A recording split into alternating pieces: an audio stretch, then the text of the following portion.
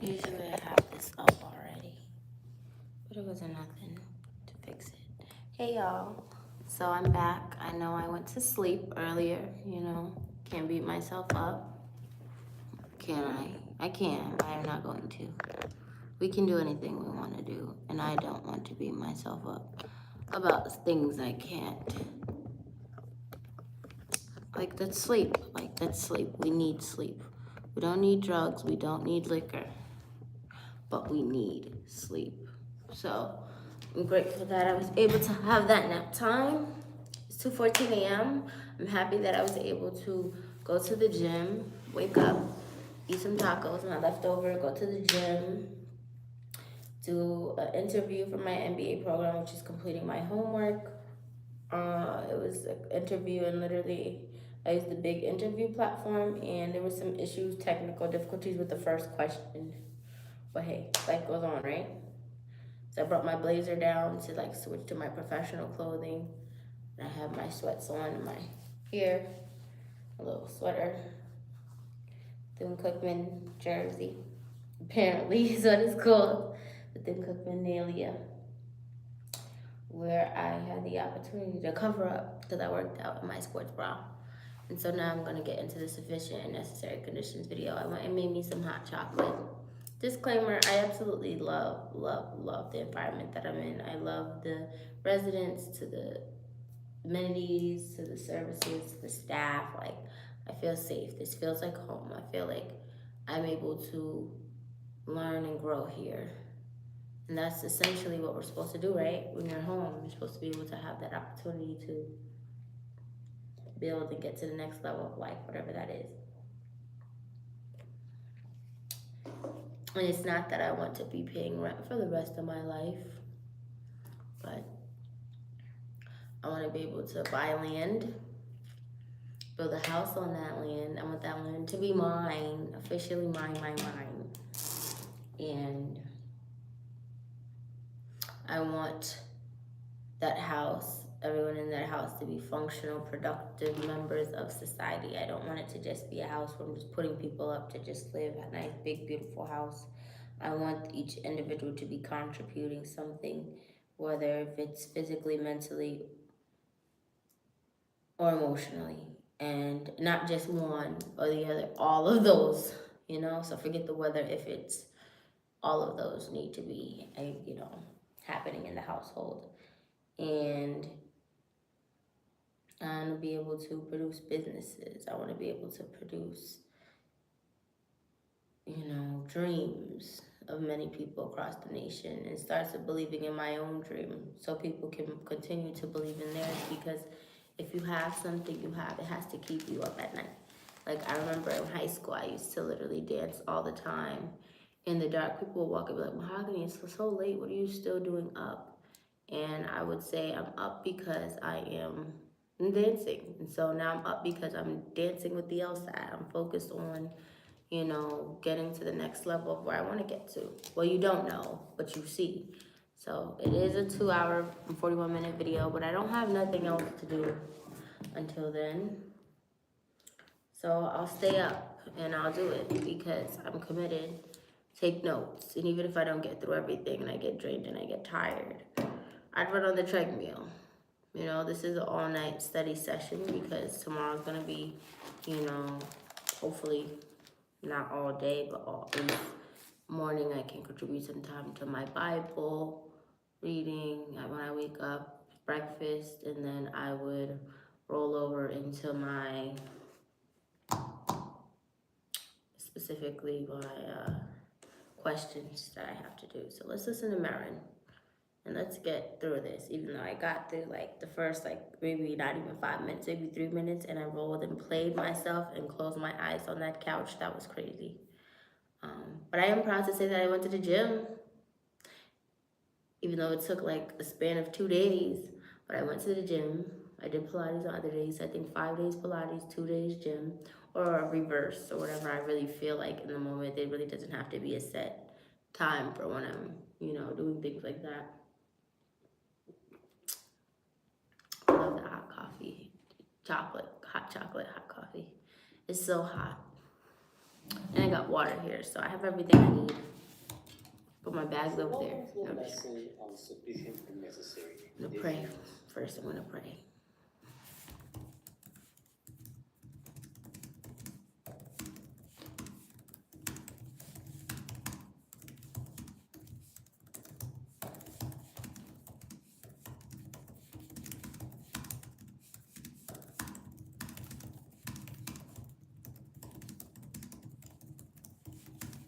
I can't believe I did all these job interviews, researched internships, did actual job applications, gym, and LSAT prep. You know, you make time for what you really want.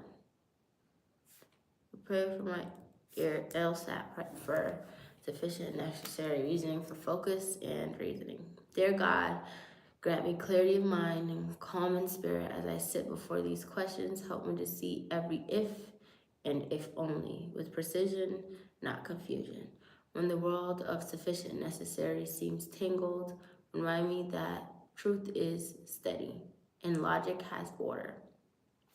Let my focus sharpen like a blade. Guide my eyes to notice the keywords, the triggers that reveal cause and condition. Give me patience when I stumble and the discipline to return, reread, and rebuild my reasoning. May I trust my preparation and not be shaken by doubt. Help me to connect each premise with wisdom, eliminate distraction, and choose with courage. Turn anxiety into determination and fatigue into persistence. With your strength, I will not only answer but understand because I am capable, I am prepared, and I am guided. Amen.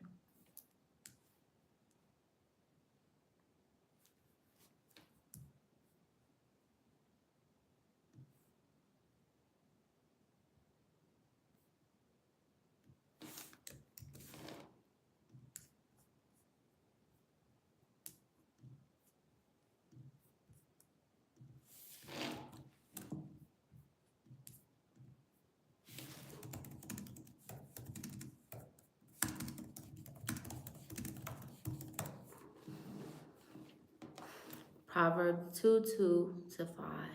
Turn your ear to wisdom and apply your heart to understanding. Indeed, if you call out for insight and cry aloud for understanding, and if you look for it as for silver and search for it as for hidden treasure, and then you will understand the fear of the Lord and find the knowledge of God.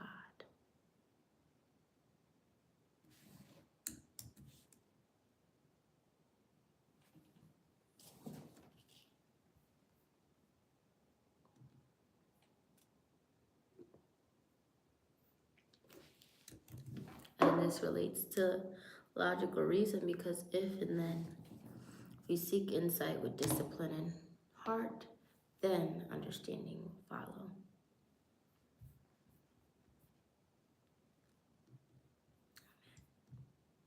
And sufficient and necessary is by far the most commonly tested form of reasoning that appears on the LSAT exam. And these sufficient and necessary conditions are going to appear both on the logical reasoning section as well as the logic game section. So 3/4 of the exam is going to be literally with these sufficient and necessary conditions. It is truly the foundation of the entire exam. So please, please, please make sure that you clearly understand these concepts before proceeding to any of the other lessons. Now, there's not much you're required to memorize for the LSAT, but these sufficient and necessary rules that we are going to discuss now must be memorized. And for those of you who have taken formal logic, well, you're going to have seen some of this information before. Those of you who haven't, not to worry. I myself had never taken formal logic prior to seeing the LSAT. And again, it's very basic stuff, simple formal logic. You just need to memorize these rules, understand how to apply them, and you will be fine. But again, it is imperative that you master these concepts that we're going to discuss now. So the idea of sufficient and necessary is actually quite simple. So the idea here is that the existence of the sufficient condition allows us to conclude that the necessary condition also exists. And again, properly conclude means that it must be true, also follows logically. Basically, that 100% we can say that the necessary condition exists based on the fact that we have the sufficient condition. So now let's look at the formal definition here. Definition of sufficient: a condition X is said to be sufficient for another condition Y if and only if the truth, existence, occurrence of X guarantees or brings about the truth, existence, occurrence of Y. And again, the idea here is that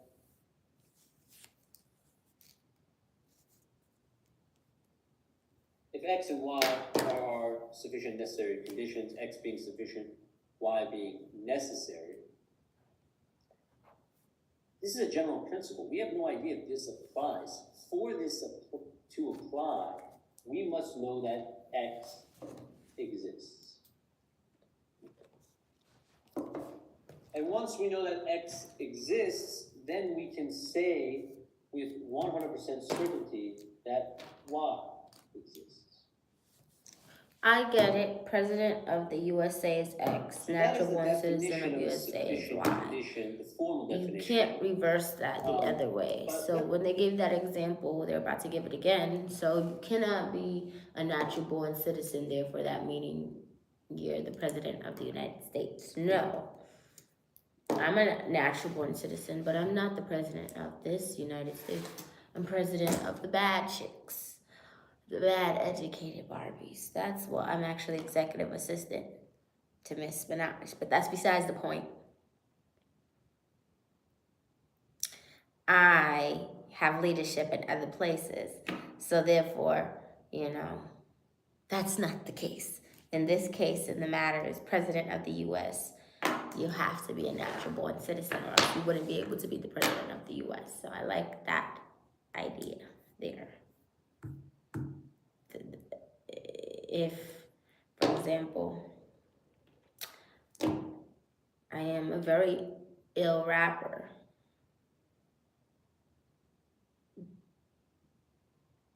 so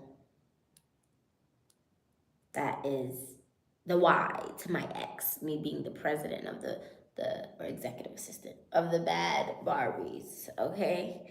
And, the educated Barbies, the musicians that make music. I'm the president of that, or that niche, at least, executive assistant. I soon get to president status, but I work my way up the ladder. Give me a chance here. So now, I'm making something out. Just listen, hear me out. So that equals to me being a very amazing, educated, and entertaining rapper.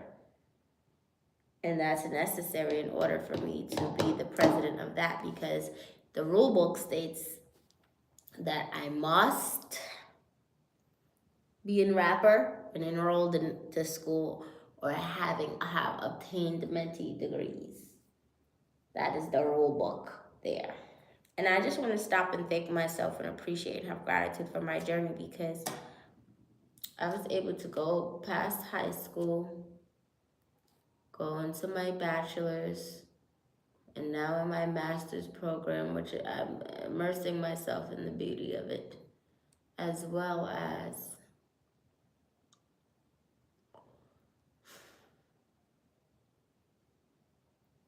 going to pursue my JD, and that's a gift in itself. Emphasize this. So with I'm gonna give myself grace on this journey. That will take it out of these abstract terms and relate it to something that makes more sense to us. So now, imagine that I told you I am President of the United States. All right, so President. I like this example. I like my example better, but hey, this one. This is very clear, and I am Barack Obama. This is the rule book there. What does that information allow us to conclude with 100% certainty?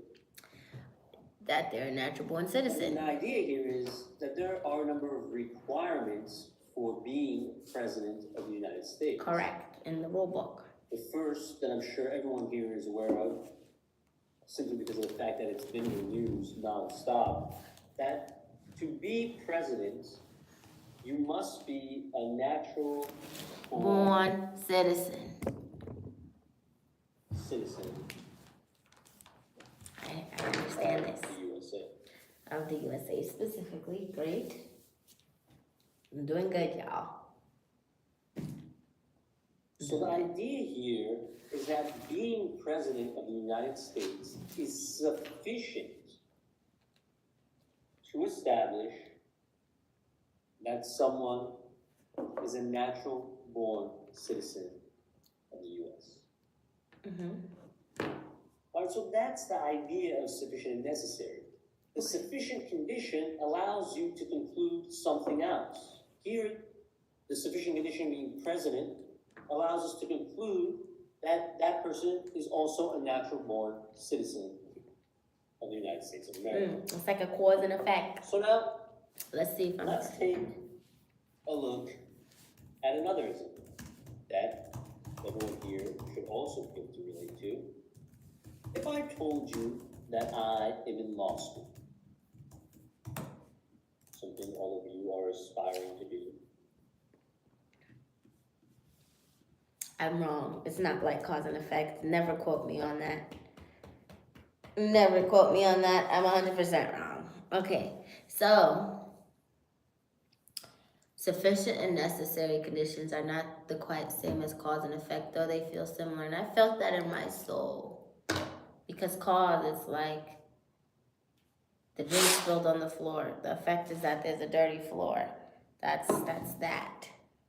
Being the president of bad chicks and the requirement of I had to be bad educated Barbies. We're gonna call it president of bad educated Barbies, my niche. Quite literally tatted on me. Let us draw near with a true heart and full assurance of faith. Hallelujah. I like this one. I like good motivational things. We must stay focused. President of the bad educated Barbies. That's not the effect. Well, it's the result of the necessary condition of me needing to be enrolled in education or having hold degrees or ranked certain status in the music industry for me to be called the president. Like Nikki. Nikki is the there for the president right now. She's the president of the educated Barbies. Not that she's holds the degree, but she has degrees in the industry. So her level of degrees and recognition is different from mine. So I'm trying to go the legal route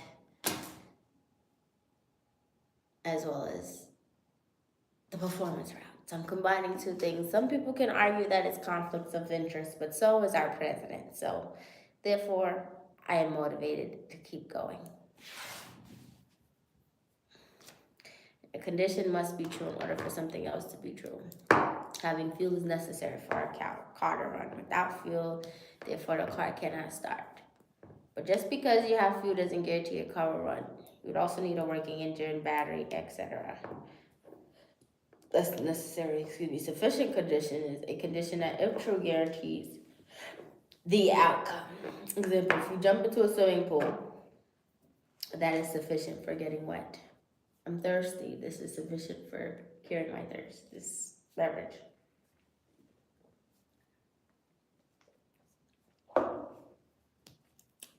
But it's not necessary, since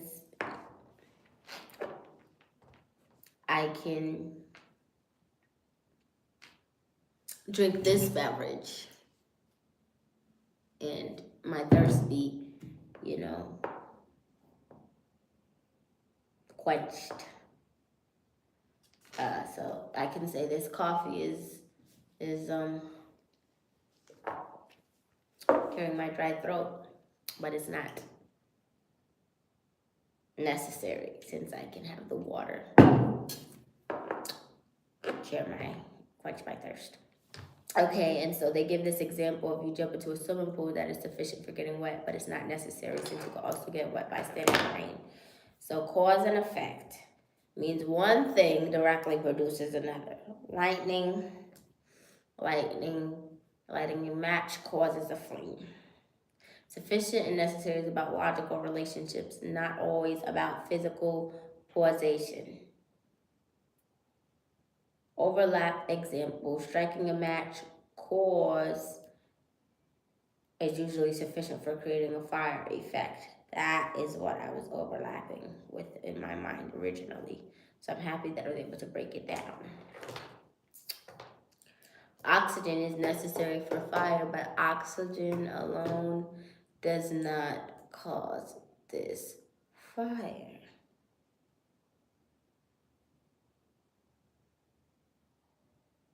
So, necessary means must be there.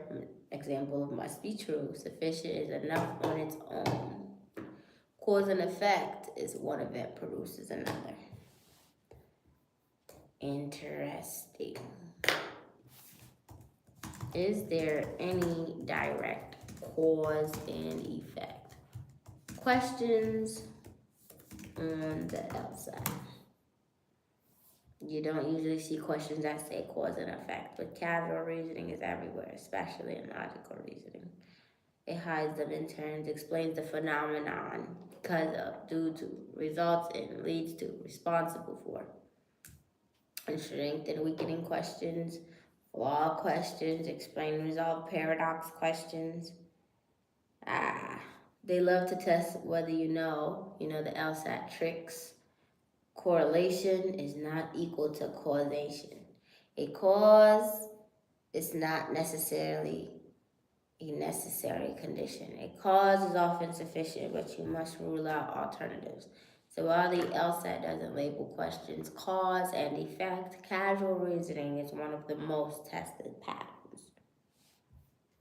I like this. I like it when you like it. What could Back you to tell Mary. me about that person? What would that information, the fact that I'm a law student, allow you to conclude about? I can conclude that you have taken the LSAT and passed with a great score to get in.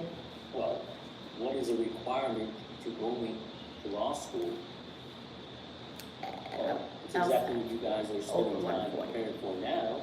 We know that you must take the LSAT. Mm-hmm.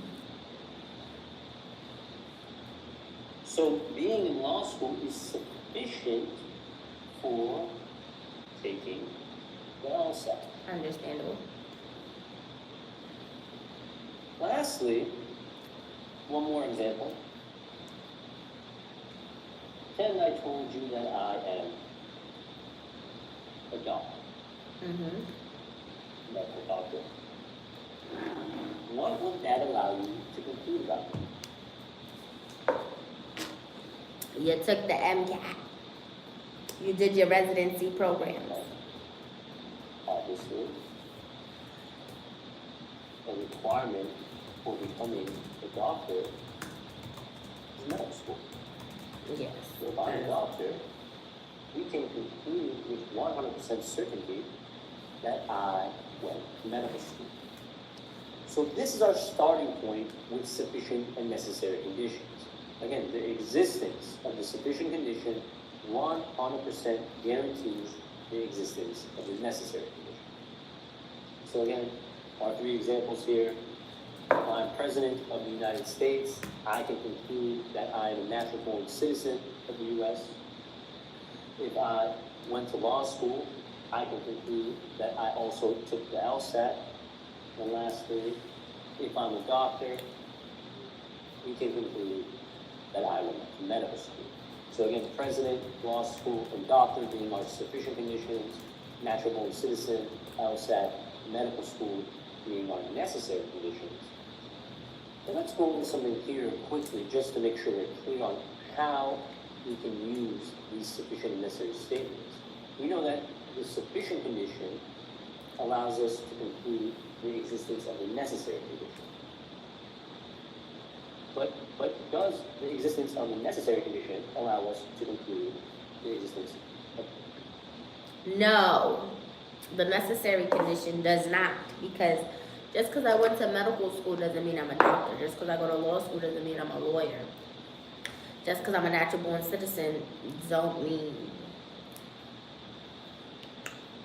I'm the president of the United States. Just because I'm a great rapper doesn't mean I'm the president of the bad educated Barbies just because I'm a rapper that holds a degree.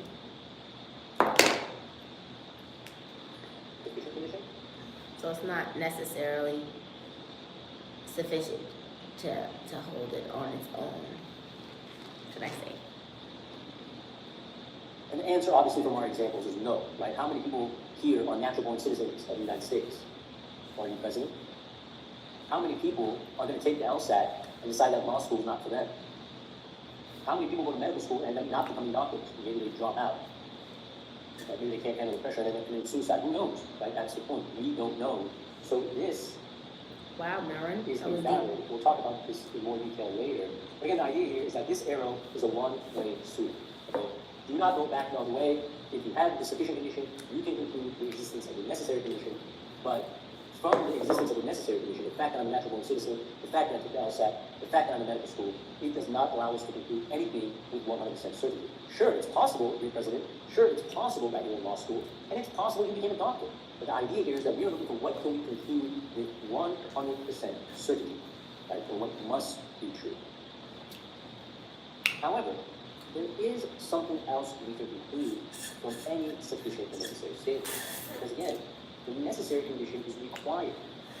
And if it's required, therefore we know that if this necessary condition does not exist, therefore the sufficient condition cannot exist. If I wasn't a natural born citizen of the United States, then I can't be president. If I didn't take the LSAT, then I can't be in law school. Right. If I didn't go to medical school, then I am not a doctor. And this is the idea of the contrapositive. So again, the contrapositive is a valid statement that follows from the definition of a necessary condition. As we see here, a condition Y is said to be necessary for another condition X if and only if the falsity, non-existence, non-occurrence of Y guarantees or brings about the falsity, non-existence, non-occurrence of X. So again, the same idea here. If X is sufficient for Y, so Y is the necessary condition, then if we don't have Y, then we don't have X, and that is the idea of the contrapositive. You notice what is taking place here is that we are reversing. No, there's the contrapositive.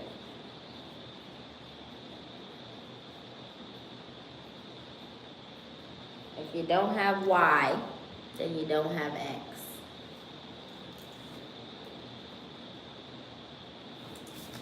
So if I wasn't a great rapper, educated Barbie, then there would be no way in the world that I would be the president of that.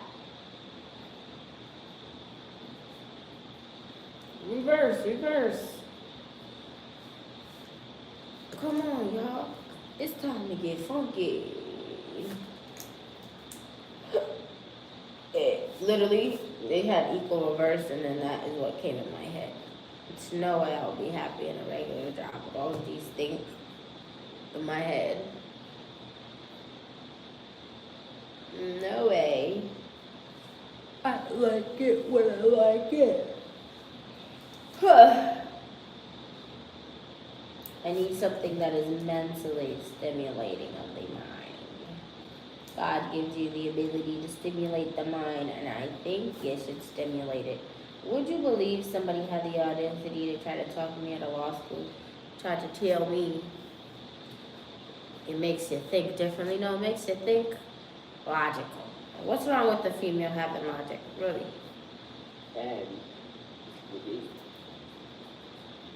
so you reverse X and Y, and then Y becomes not Y, X becomes not X. Right? So Reverse and negate.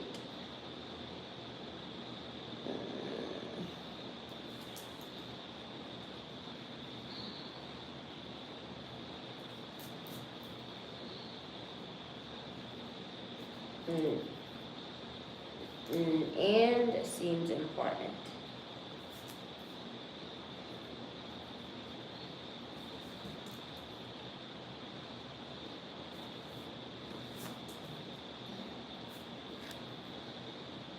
now from our three previous examples, let's write the contrapositives of these. Well, if you're not a natural born citizen of the USA, then we can say you are not president of the USA. Similarly, we can say that if you have not taken the LSAT, you are not in law school.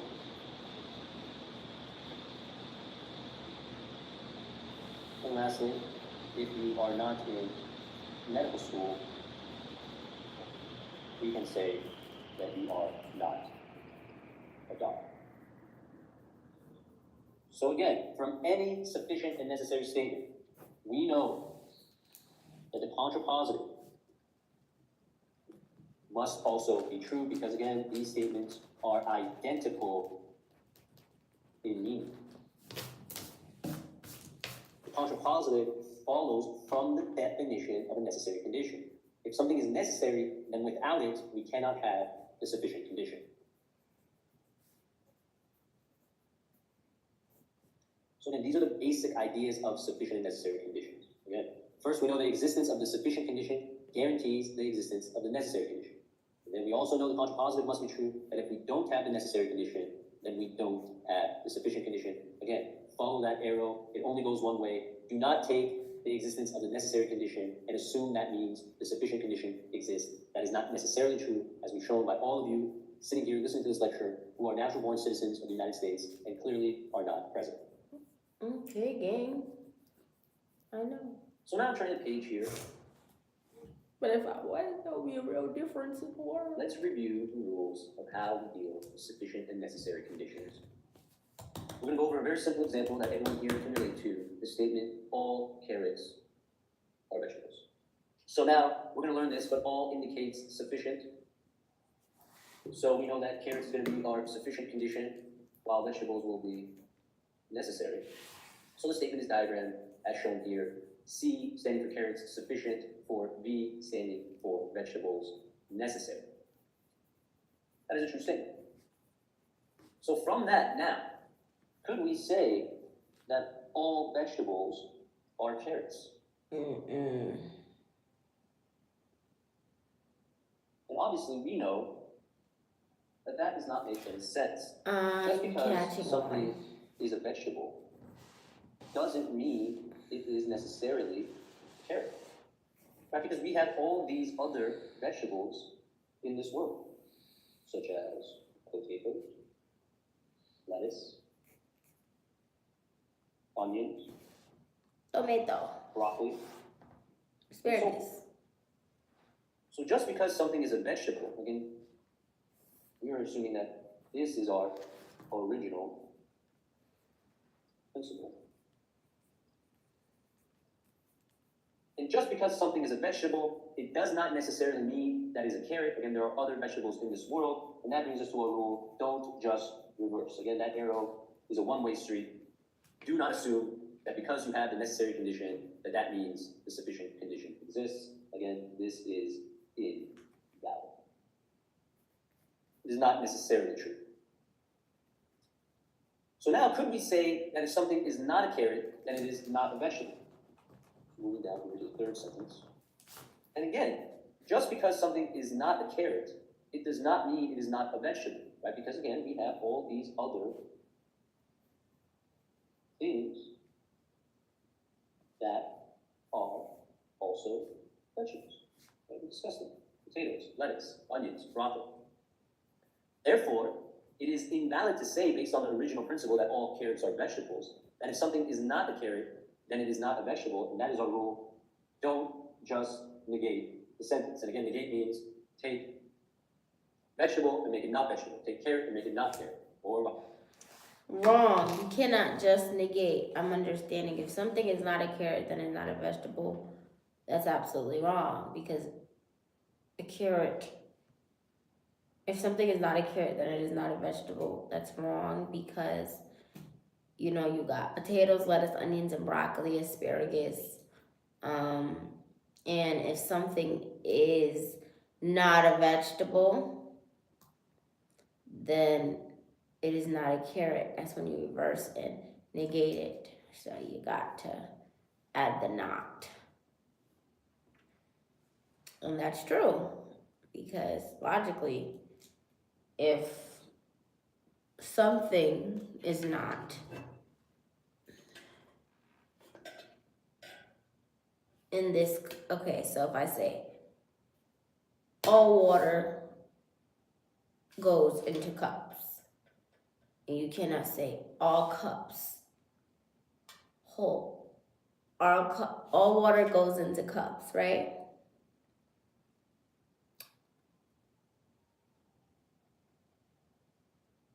All water is in cups. That's no. All cups hold are in or have water. That's not true. Not necessarily true. All cups have water because that cup had hot chocolate. And I cannot say if something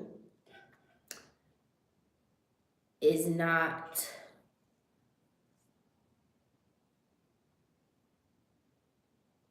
a cup, then it does not have water.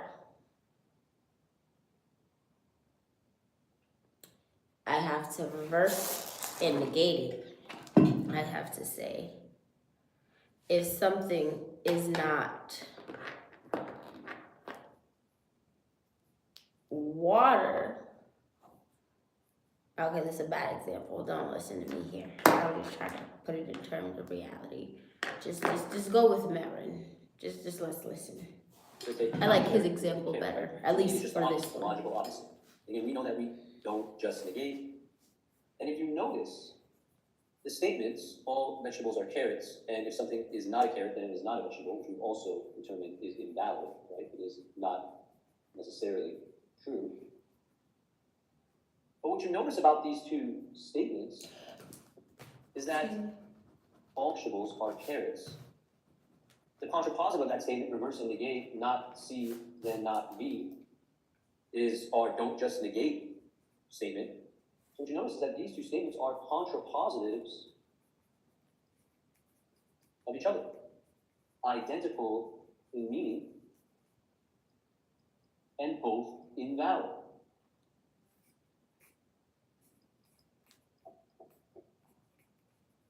So again, from the sentence, all carrots are vegetables, again, we know that's a principle that if you are a carrot, it must be a vegetable. You cannot just reverse that sentence to say all vegetables are carrots, because again, we know there are other vegetables in this world. It is not necessarily true. And again, we are looking for what must be true. What can we say with 100% certainty from the sentence, all carrots are vegetables? Similarly, the contrapositive of don't just reverse all vegetables are carrots is if something is not a carrot, then it is not a vegetable. And again, we've shown that that is not necessarily true. Don't just negate, also invalid, and as contrapositives, they are identical in meaning. Don't just reverse is exactly like don't just negate. They are contrapositives of each other. They are both invalid and both flawed. Which brings us to the last statement on this page. If something is not a vegetable, then it is not a carrot. And again, we know that that statement follows logically from the definition of a necessary condition. Again, if something is necessary, as vegetables is in our original principle that all carrots are vegetables, then without that necessary thing, the sufficient condition carrot cannot exist.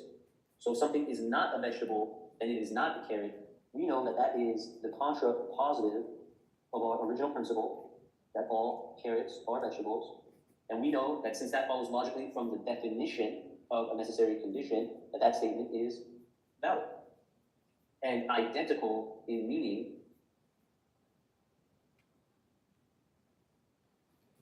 with our original principle, right? And again, the rule there is reverse and negate, right? All carrots are vegetables. First flip the variables, and then negate, which makes vegetable become not vegetable and carrot become not carrot.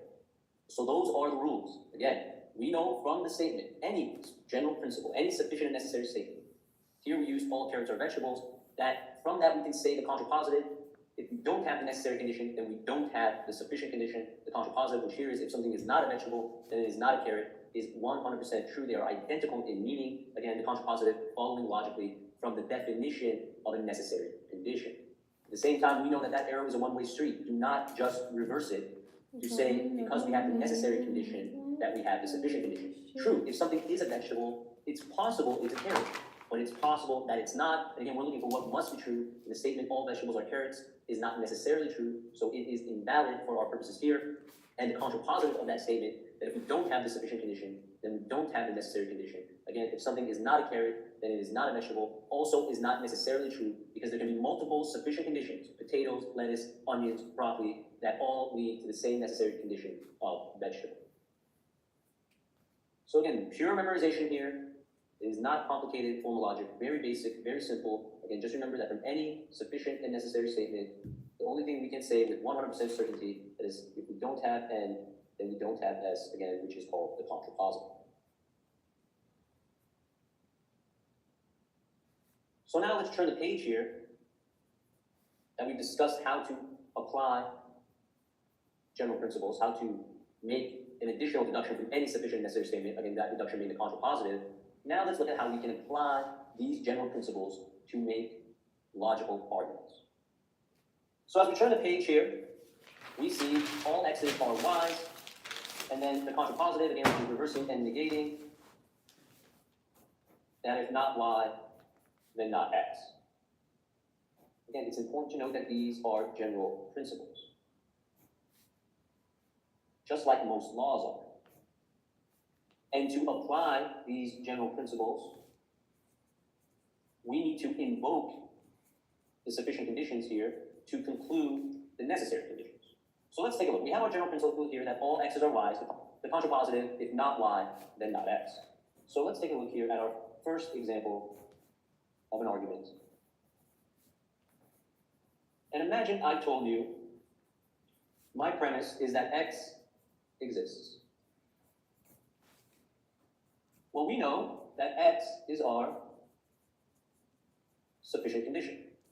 And our general principle was that if you are x, you are y. And now we are invoking the sufficient condition by telling you that x exists. Well, we know that the definition of sufficient condition is that if something is sufficient and it exists, therefore we know the necessary condition exists. So we follow that arrow to conclude that y exists. That is valid, and it is referred to as the positive argument structure. So just like I told you, all carrots are vegetables. Here is a carrot to conclude, therefore, it is a vegetable. Invoking sufficient to conclude necessary.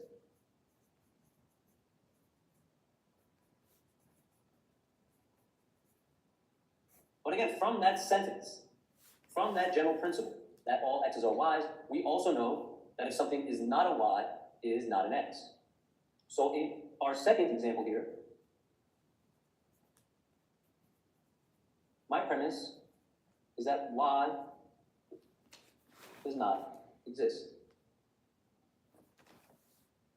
Now, we know from the statement that all x's are y's, we can say something else with 100% certainty, the contrapositive, reversing and negating, that if not y, then not x. And now I am invoking the sufficient condition of the contrapositive here, not y. And then I follow the arrow to conclude the necessary condition of the contrapositive, which is not x.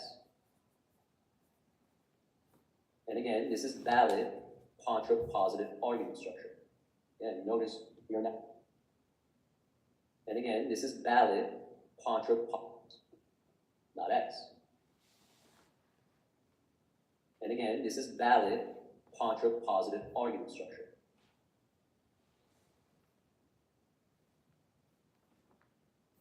X, X is sufficient, it's necessary for Y.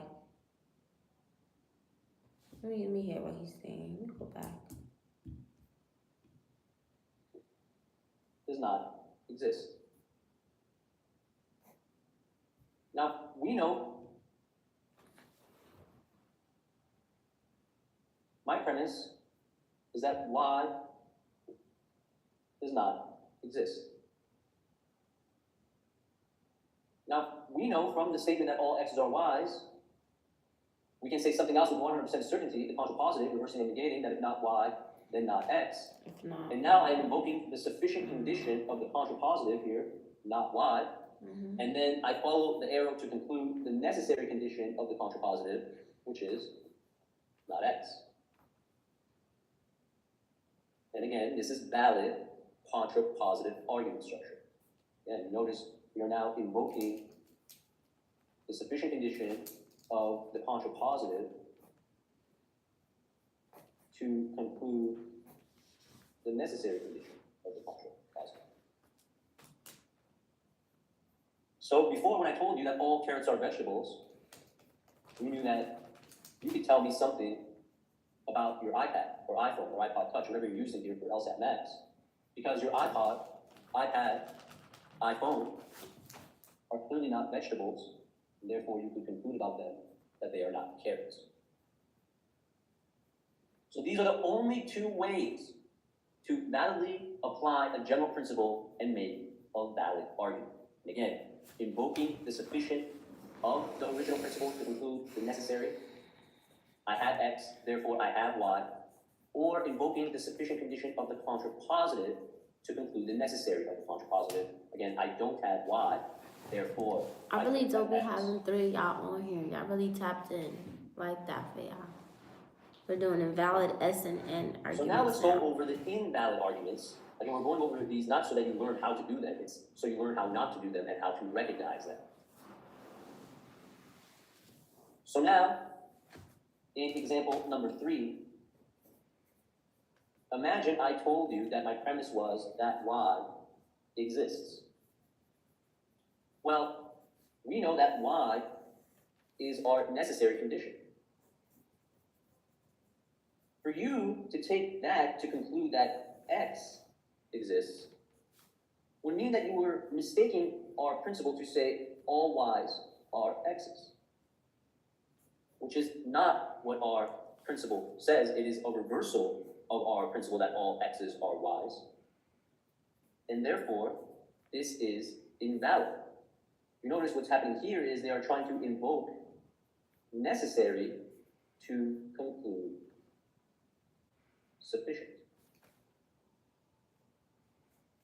Similarly, moving on, if I told you in example 4 that I don't have X, and our general principle said that all X's are Y's, and now for me to take the fact that I don't have X to conclude I don't have Y, well, I would be assuming that my original principle said that. Again, which is not what our original principle said. It is a negation of our original principle. And you notice in this example, they are invoking the necessary condition of the contrapositive of our original statement, not X, to conclude the sufficient condition, not Y. I need to understand this. Example 4, that I don't have X. And our general principle said that all X's are Y's. And now for me to take the fact that I don't have X to conclude I don't have Y, well, I would be assuming that my original principle said that. Again, which is not what our original principle said. It is a negation of our original principle. And you notice in this example, they are invoking the necessary condition of the contrapositive of our original statement, not X, to conclude the sufficient condition, not Y. And again, both of these are invalid. These are not arguments you want to make. Again, we show them here so you're aware of the difference, so you can identify flawed arguments as well as correctly apply sufficient and necessary statements to arrive at logical deductions. Again, logical deductions 100% must be true. But let's look closely here just to make sure that we're clear. In our two valid arguments, we are invoking sufficient to conclude necessary. Invoking X to conclude Y, or invoking not Y, again, which is the sufficient condition of the contrapositive, to conclude not X, which again is the necessary condition of the contrapositive. Notice the difference in the flawed arguments. In example 3, we were invoking necessary to conclude sufficient. And in example 4, we were invoking the necessary condition of the contrapositive, not X, to conclude the sufficient condition of the contrapositive, not Y, again concluding sufficient. And here is a very nice rule to memorize. You can never conclude the sufficient condition.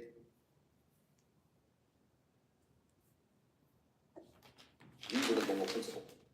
And you are invoking sufficient to conclude necessary. So invoke S to conclude using a general condition. Conclude, again concluding sufficient. And here is a very nice rule to memorize. You can never conclude the sufficient condition.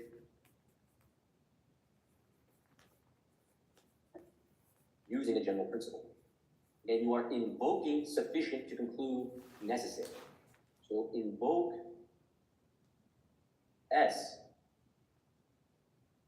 to conclude N.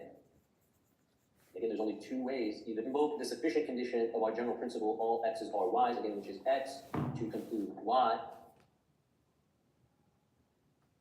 or invoke the sufficient condition of the contrapositive, not Y, to conclude not X.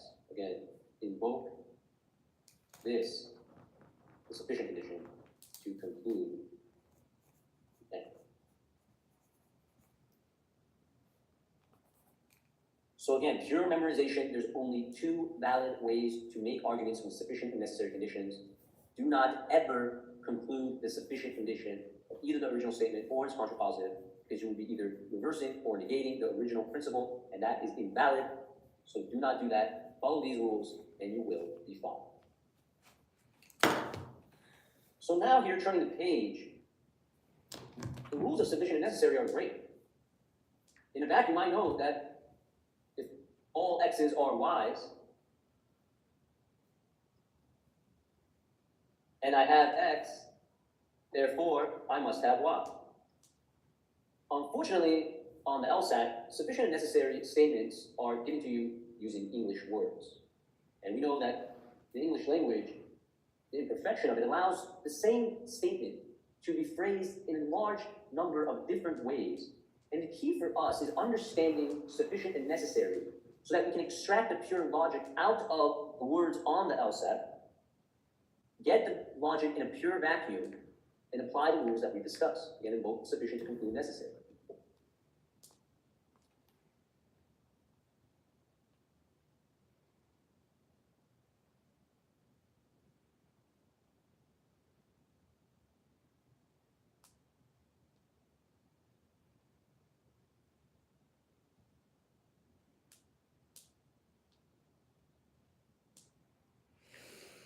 Honestly, I want to stop here.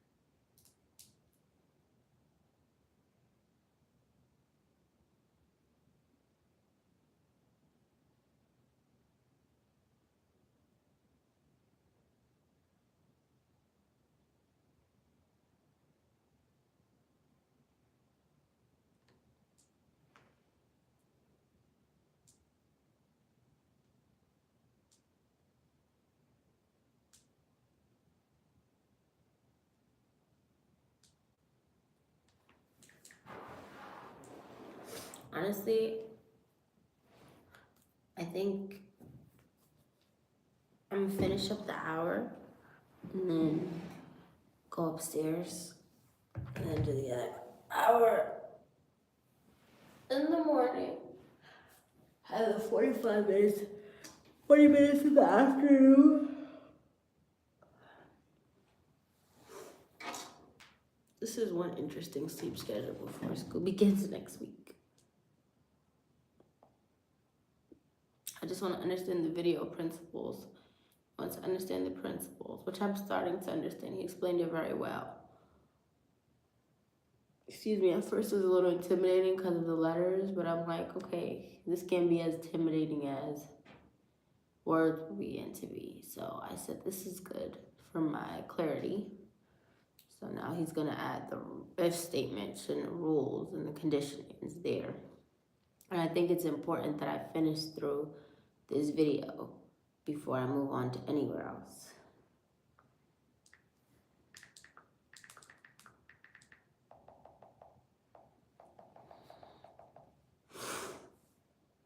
And I'm filling out a form in my email.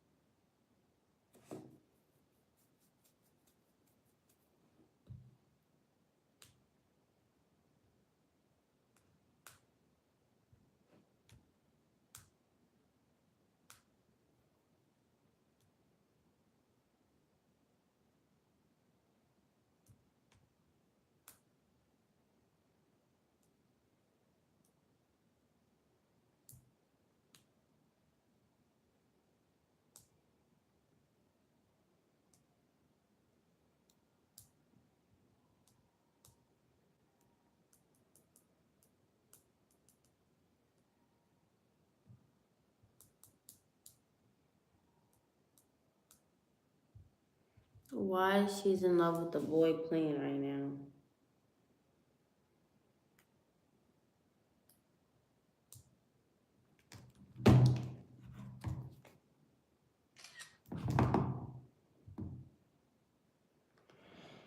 Let me see my previous payments. How do I do this?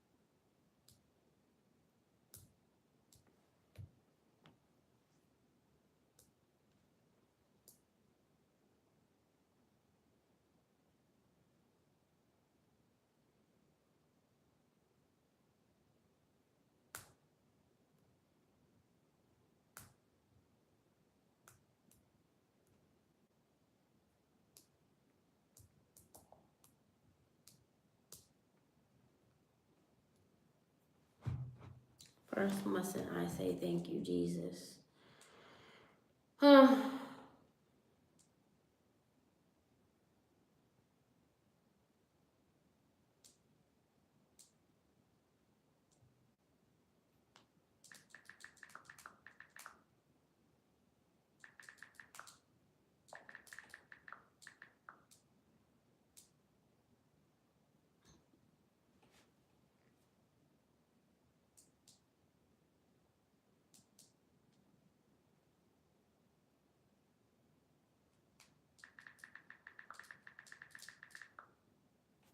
I know y'all don't want to hear me typing. Y'all want to hear this. I'm trying to get this stuff situated for housing, etc.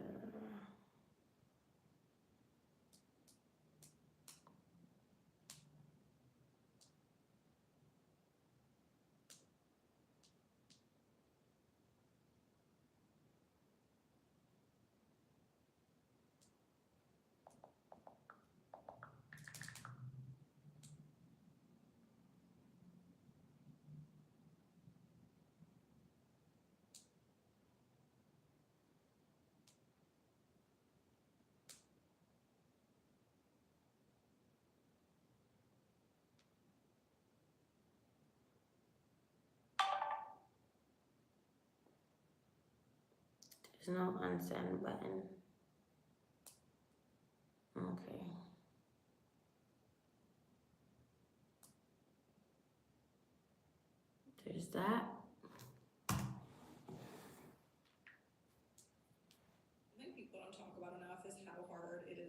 transition from being in college to the working world. I have been out of school for almost 8 years now, which is really painful to say, but I think back to like my first 6 months after graduation, and truly that was like one of the darkest times of my life. Not only does college do nothing to prepare you for just having like a strict schedule, it also does nothing to prepare you for the fact that you are completely on your own. Like when you're in college, like let's say you're flunking a course or you want to change your major, you feel like you made a mistake, yada yada. Like there's counselors and like student support that you can go to that be like, we're gonna help you figure this out. We're gonna help you get to your end goal, whether that's like a degree or whatever. In life, like in the real world, no one's like helping you. If you feel stuck in your career, if you get laid off, if you get fired, if you hate your job, if you love your job, like no one is there like giving you advice, holding your hand, and like helping you figure things out. You literally are just like on your own, and that in and of itself is such a shock to the system. I think the first few months that I was working after graduation were like kind of fun because you're like getting money. I like got an apartment. I'm like, okay, this is kind of cute. I'm like wearing a little outfit to work. I was like cosplaying as an office worker, I swear to God. And the reality sits in that like I have to do this for the next like I don't even know how long, 40, 50 years. Obviously there's people that are gonna find their way out of this. They're gonna win the lottery. They're gonna get married and not have to work or something. Like those are exceptions, though, right? Like the majority of us are gonna have to work, and when that reality hits you, that you are like, it is up to you to put this roof over your head. It's truly grim. If you're looking for advice, I don't really have any to offer. I feel like as time goes on, you kind of just brainwash yourself into knowing that this is your new reality and just accepting it. I feel like that's where I'm at 8 years later. Like I do find purpose in work. I enjoy it in the sense that like doing good at work and earning more money or getting praise or promotions like is exciting to me. But like if I think deeply about this being my reality, I get sad all over again. So like I don't really have advice to give other than like we're all in together, I guess. That's I don't think serious. you understand how shit is spooky out here. Thank you, sir. I understand enough.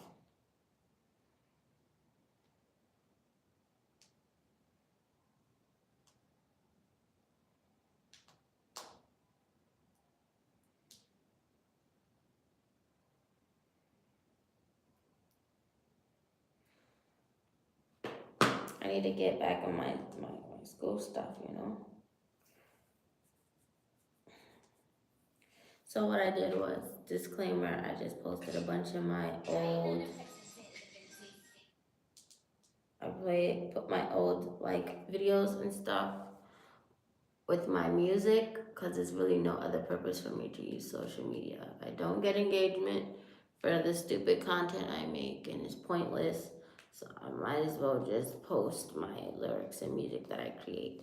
So if it's not my music or anything, or me partaking in,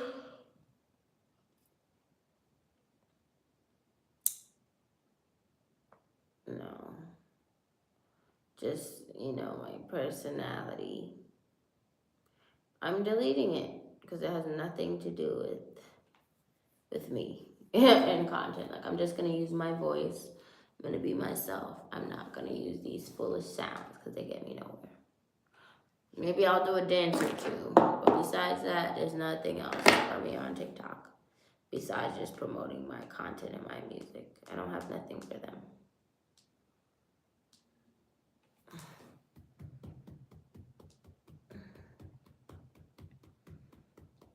Maybe a dance or two or something.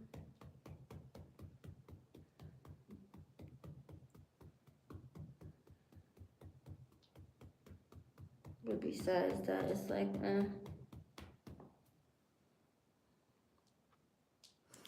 story times about the bad experiences in the music industry, things of that nature.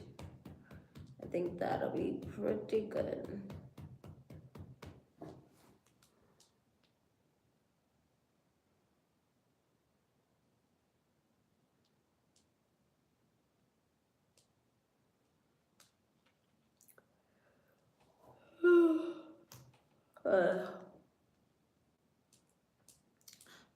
Maybe get into posting more content of my hair and me talking and things of that nature. But right now, I just gotta focus on LSAT prep. My wig is pretty itchy.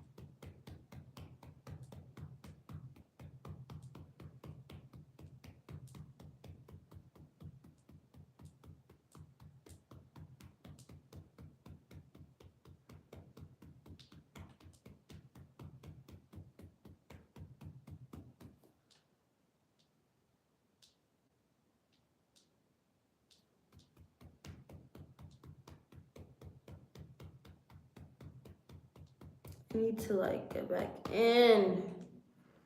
I'm even consumed by my own content. That's crazy. Anyhow.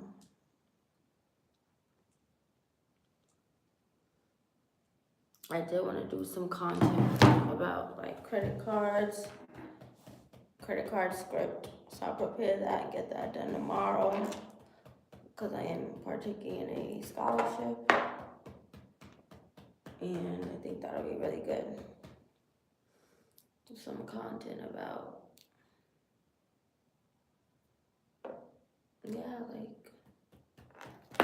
really great content on the importance of managing your credit cards and things of that nature.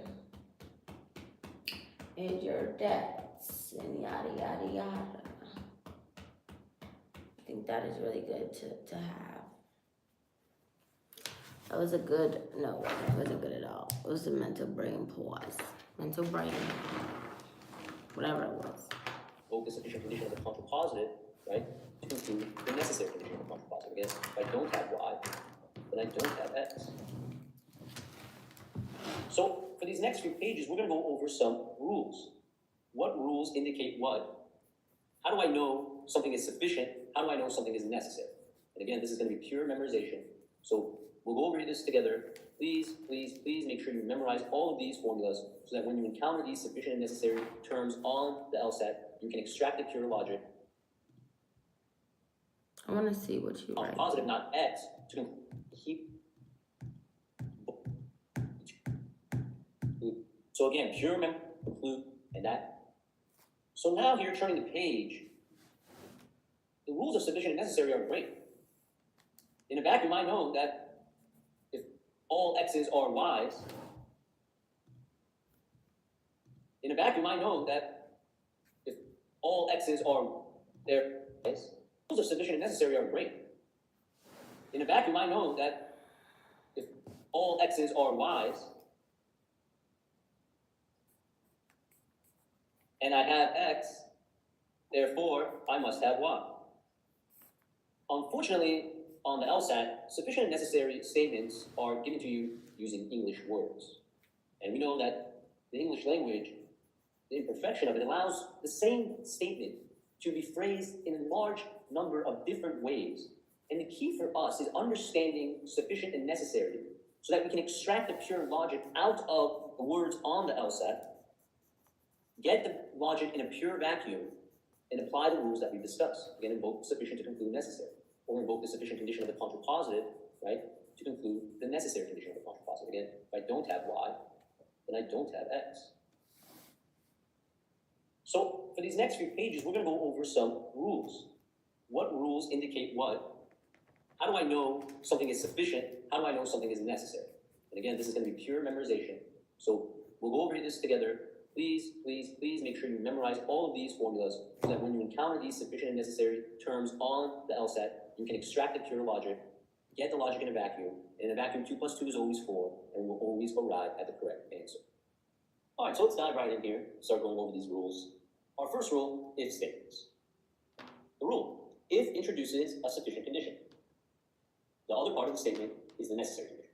So we have an example here. If the batteries are dead, then the remote will not work. And again, we know if indicates sufficient.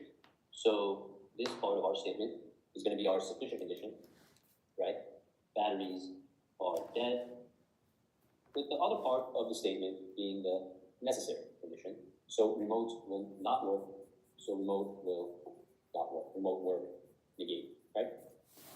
The contrapositive, we know we reverse and negate, so remote will not work will become if the remote works, then the batteries are not dead. So again, we know if indicates sufficient. When and whenever are treated just like if. Okay, so we know again if indicates sufficient or introduces sufficient. So then when and whenever also introduce sufficient. So another example, when there's lightning, there's thunder. Again, we know that when introduces sufficient.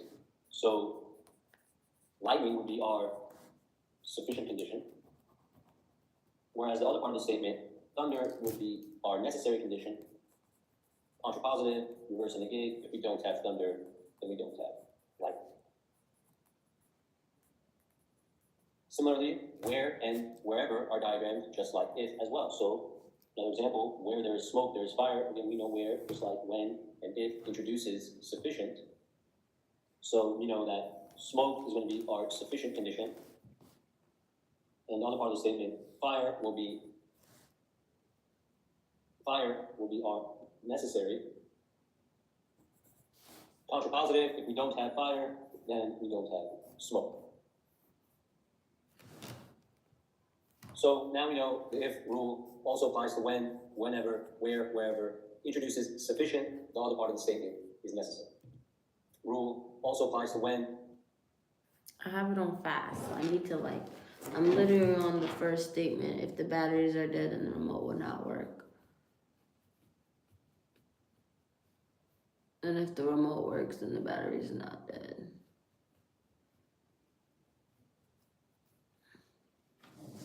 Let me go back because he spoke a lot. I mean, it is on 1.5, but. So remote will not work. So remote will not work. Remote work, negate. Right? More hot chocolate. The contrapositive we know we reverse and negate, so remote will not work will become if the remote works, then the batteries are not dead. So again, we know if indicates sufficient. When and whenever are treated just like if. Okay, so we know again if indicates sufficient or introduces sufficient. So then when and whenever also introduce sufficient. So another example, when there's lightning, there's thunder. Again, we know that when introduces sufficient. So lightning would be our sufficient condition. Whereas the other part of the statement, thunder would be our necessary condition. Contrapositive, reverse.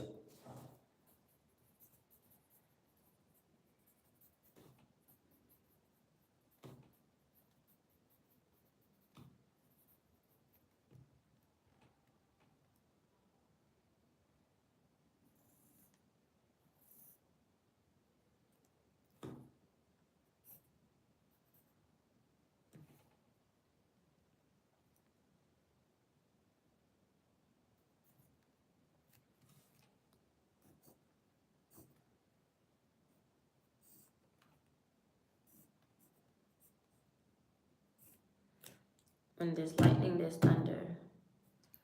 If there's thunder,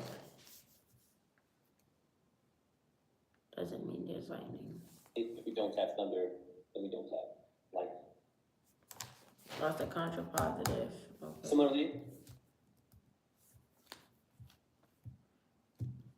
If we don't have a remote, then we don't have dead batteries. Contrapositive, Sufficient. but we did do So- contrapositive there. lightning would be our sufficient condition. Whereas the other part of the statement, thunder would be our necessary condition. Contrapositive, reverse and negate. If we don't have thunder, then we don't have lightning. Similarly, where and wherever are diagrammed just like if as well. So another example, where there is smoke, there is fire. Again, we know where, just like when and if introduces sufficient. So we know that smoke is going to be our sufficient condition. And the other part is I'm just looking back at all my notes on my pages. I really invested some time in this thing. Some money, some time. Time is money, right? Let's get the pages here. But I wasn't playing any games when I said dedicate my time and resources to LSAT prep. And I can put the dates and see when I contributed what. So whenever I feel like giving up, I just have to look at this book and say, if I'm able to do this handwritten ones, I can do anything. And you know, life isn't even all about this. My life right now, it's all about the LSAT, but that's not the main purpose of life. The main purpose of my life is not my career or my LSAT. It'll eventually be my mental health, my family stability, and just how happy I feel overall in my career. It's not just about being called doctor.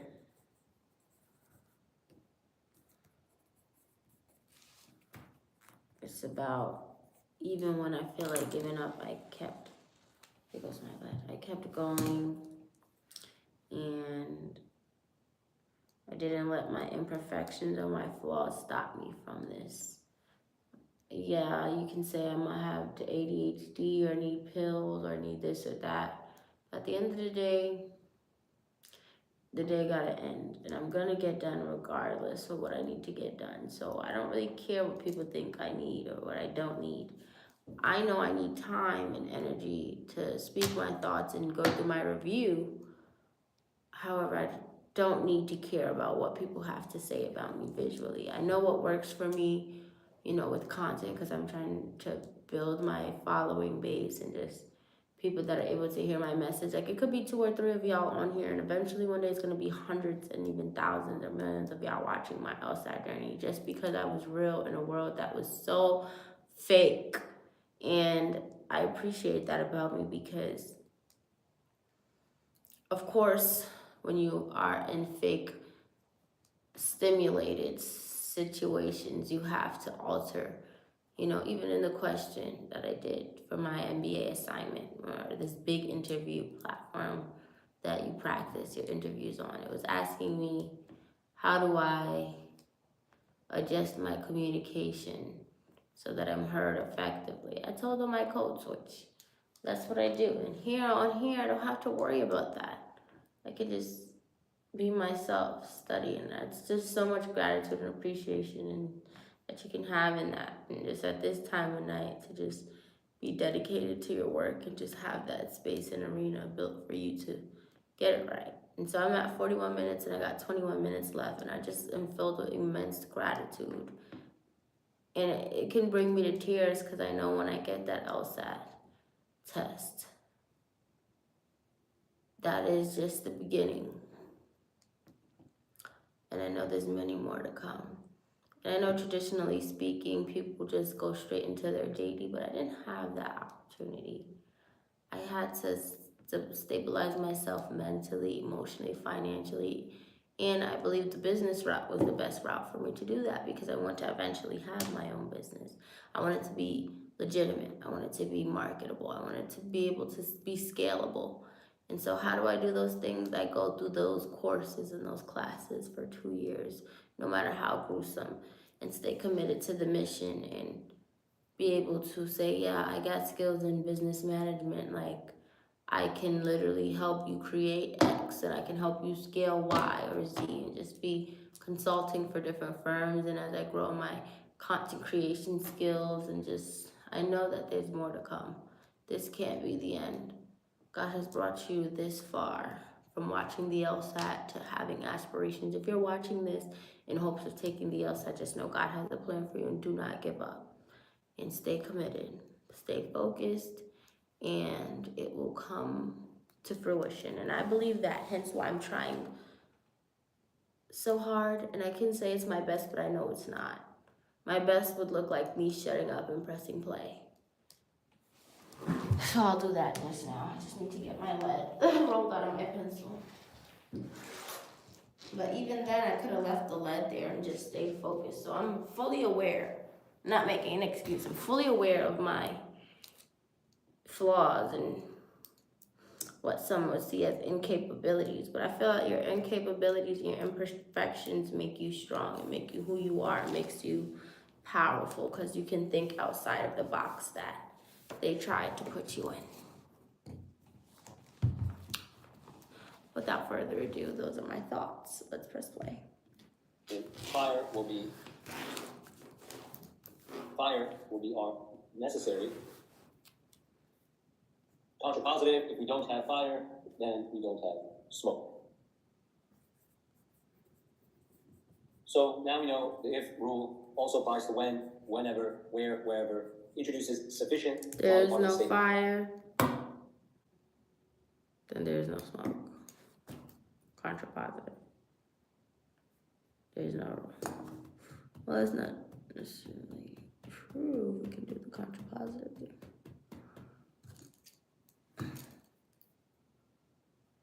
Because you can have, well, yeah.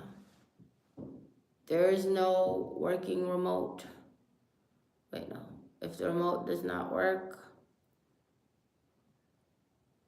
no. He didn't do that for the first one, so I'm not gonna go do it. Where there's smoke, there's fire.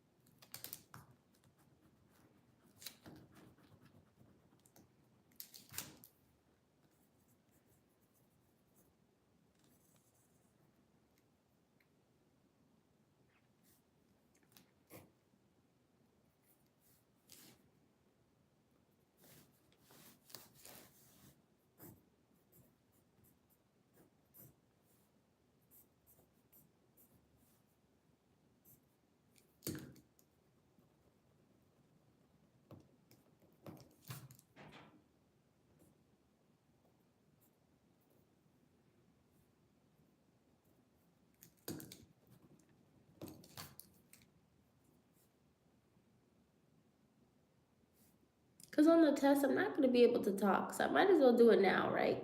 Like, literally. I said right. I mixed light with right. Is necessary. Moving on. Moving on now, only if. Only if now introduces a necessary condition, with the other part of the statement being the sufficient condition. So let's take a look at an example here. You can legally buy alcohol only if you are at least 21 years old, and we notice only if. We know only if introduces necessary. So now, this part of our statement is our necessary condition. So at least 21 years old will be our necessary condition. The other part of the statement, legally buy alcohol, is now going to be our sufficient condition. Contrapositive if you are not at least 21 years old, so basically you are less than 21. Obviously, you could have also written that, but obviously, if you're not at least 21 years old and you're less than 21 years old, you cannot legally buy alcohol. Only when is diagrammed just like only if. So we know only when is going to introduce a necessary condition.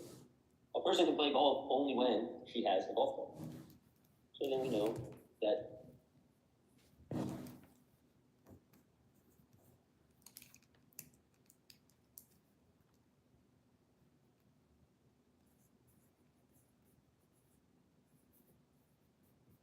I think honestly, going to law school the non-traditional route would be really good for me because now, let's say some people took a break to work or, pursued masters or other things, and they're coming into law school with all of these great ideas and great ways to contribute to the firm or the school in itself. Just very great. Very great ways they're contributing to the university. I think that'll be really awesome to see all these people come from different ways as they're going into law school the non-traditional route. And if you go the traditional route, you're being introduced, you as a non-traditional student, i.e. me, to a vast array of well-educated class of 2027, right? And this is young youth. Let's say they went on the traditional route, they're driven, they're focused, and you can be their mentor, insight giver. So while they're learning from me, I'm learning from them, and I think that is really awesome. And one thing I do appreciate is the transition from, undergrad into me right now in my master's. So that transition from finding housing, securing everything within the school, and as I'm looking for employment, and eventually when I graduate, I will focus on securing employment so I can commute to the law school of choice. I find that also interesting. Actually, I'm gonna go to maps really quickly.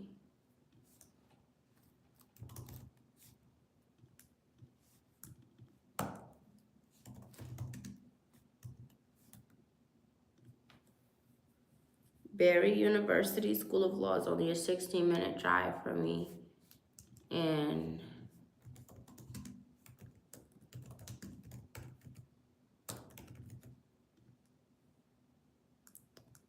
FAMU is a 10-minute drive.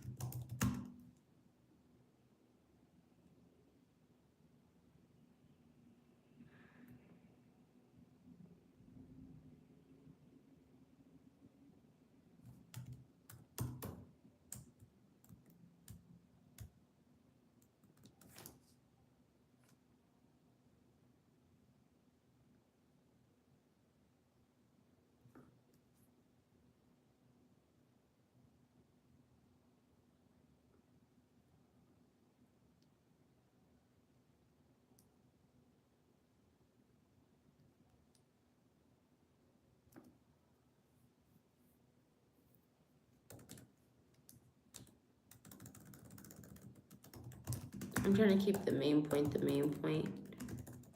As I'm learning and acquiring this information, I want to be sure that I'm learning it with the mindset of the trajectory of where I'm looking to go to.